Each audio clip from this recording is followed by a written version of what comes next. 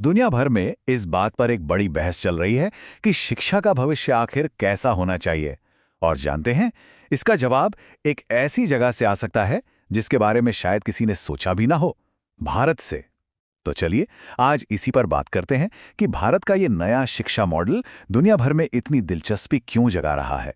हुआ यूं कि हाल ही में जिनेवा में संयुक्त राष्ट्र मानवाधिकार परिषद की एक बैठक हुई और वहां दुनिया भर से आए ऑब्जर्वर्स की नज़र एक खास देश के एजुकेशन मॉडल पर आकर टिक गई।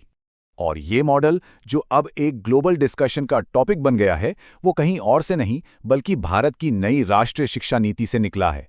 और कहना पड़ेगा, ये अंतर्राष्ट्रीय स्तर पर काफी हलचल मचा रहा है। तो चलिए अब ग्लोबल स्टेज से हटकर इसके नेशनल कॉन्टेक्स्ट को समझते हैं। देखिए, ये समझना बहुत जरूरी है कि ये पॉलिसी सिर्फ स्कूलों में सुधार करने के लिए नहीं है। नहीं, ये भारत की जो बड़ी ग्लोबल महत्वाकांक्षाएं हैं उसका एक बहुत ही अहम हिस्सा है। ऑक्सफोर्ड यूनिवर्सिटी के कुछ स्टूडेंट्स ने जब इस पॉलिसी को स्टडी किया तो उन्होंने भी यही बात नोटिस की। उनका मानना है कि ये पॉलिसी सीधे सीधे भारत के एक ग्लोबल पावर बनने के विजन से जुड़ी हुई है। तो असल बात यह है कि इसे एक बहुत ही स्ट्रेटेजिक मूव की तरह देखा जा रहा है। एक ऐसा कदम जो देश को एकजुट करने और वर्ल्ड स्टेज पर मजबूती से खड़ा करने में मदद करेगा। ये एक बड़े नेशनल विजन का हिस्सा है। तो अब इस पॉलिसी के उस पहले और सबसे इनोवेटिव पहलू पर आते हैं जिसने दुनिया भर के एक्सपर्ट्स का ध्यान अपनी ओर खींचा। सवाल बहुत बड़ा है ना, कि भाई दुनिया के सबसे ज्यादा विविध और जहां इतनी सारी भाषाएं बोली जाती हों, ऐसे देश को असरदार तरीके से कैसे पढ़ाया जाए। और यही वो समस्या है जिसे भारत की ये नई पॉलिसी सुलझाने की कोशिश कर रही है। इस पॉलिसी का जो मूल मंत्र है वो एक शब्द में छिपा है, कॉन्टेक्सचुअलाइजेशन, यानी प्रासंगिकीकरण। अब इसका मतलब क्या है? मतलब यह है कि शिक्षा को हर जगह एक ही तरह से नहीं दिया जाएगा, बल्कि उसे वहां की लोकल संस्कृति, वहां की भाषा और वहां के समाज की जरूरतों के हिसाब से तैयार किया जाएगा। मतलब वो वन साइज फिट्स ऑल वाला आइडिया यहां नहीं चलेगा, ताकि हर बच्चे के लिए पढ़ाई सार्थक बन सके। और ये आइडिया सिर्फ भारत के लिए ही नहीं बल्कि दुनिया के लिए भी बहुत जरूरी है। जैसा कि स्टूडेंट ने कहा, आज की दुनिया में जहां लोग एक देश से दूसरे देश जा रहे हैं, वहां शिक्षा को लोकल माहौल में ढालने की जरूरत पहले से कहीं ज्यादा बढ़ गई है। चलिए अब इस पॉलिसी के दूसरे पहलू पर नजर डालते हैं, और ये वो हिस्सा है जिसने खास तौर पर वेस्टर्न ऑब्जर्वर्स को बहुत हैरान किया। यहां पर सोच में एक जमीन आसमान का फर्क दिखता है।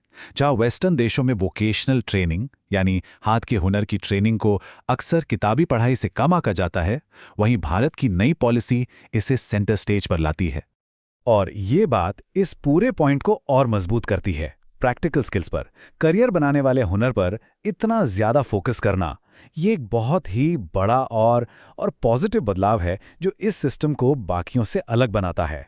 और इसका जो असर है ना, वो बहुत दूर तक जाता है। देखिए, स्टूडेंट्स करियर के लिए जरूरी स्किल्स सीखते हैं। इससे उन्हें गरीबी से बाहर निकलने का रास्ता मिलता है।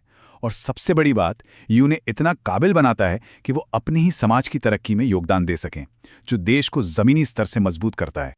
अच्छा, अब तक तो हमने पॉलिसी की बड़ी बड़ी बातें की। चलिए अब जरा जमीन पर उतरते हैं और देखते हैं कि असल दुनिया में इसका असर कैसा दिखता है।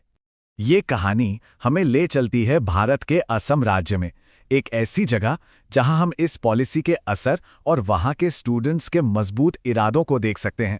यहाँ के स्टूडेंट्स की जिंदगी आसान नहीं है। वो हर रोज बहुत मुश्किल चुनौतियों का सामना करते हैं।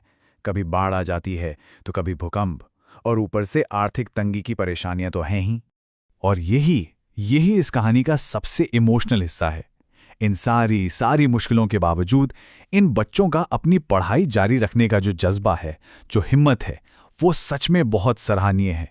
तो चलिए अब वापस बड़े पिक्चर पर आते हैं और एक बार फिर से ये समझने की कोशिश करते हैं कि आखिर ये मॉडल इतना खास क्यों है।